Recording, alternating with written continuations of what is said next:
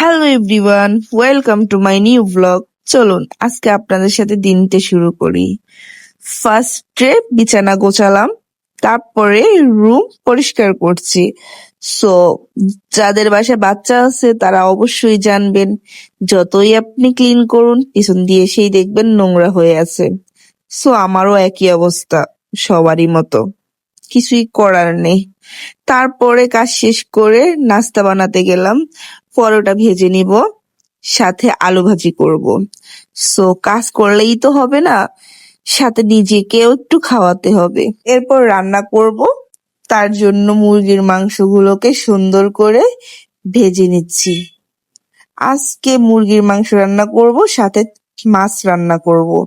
এখানে চিচিঙ্গা দিয়ে আলু দিয়ে চিংড়ি মাছ দিয়ে একটু ঝোল ঝোল করে রান্না করব, তাই ওইটা রান্না হচ্ছে। আর এখান দিয়ে মুরগির মাংসগুলোকে ভালো করে কষিয়ে নিচ্ছি, কারণ একটু হালকা একটু কষা কষা করে রান্না করব, তার জন্য কোনো ঝোল রাখবো না।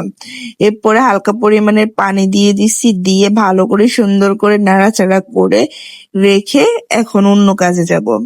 সো তারপরে ব্যাচিংটাকে সুন্দর করে ক্লিন করে নিব, কারণ রান্না বান্নার সব ঝড় কিন্তু এই ব্যাচিং এর উপর দিয়ে যায় আমাদের। এরপরে ব্যাচিং ক্লিন করার পরে চুলা ঠান্ডা হওয়ার পরে চুলাগুলোকে সুন্দর করে ক্লিন করে নিব। নেওয়ার পরে এখন ঘর পরিষ্কার করব। সো তার জন্য ঘরটাকে সুন্দর করে ক্লিন করে নিব। আর আমার পাশে থাকবেন সব সময়, এভাবে আমাকে সাপোর্ট করবেন যেন নতুন নতুন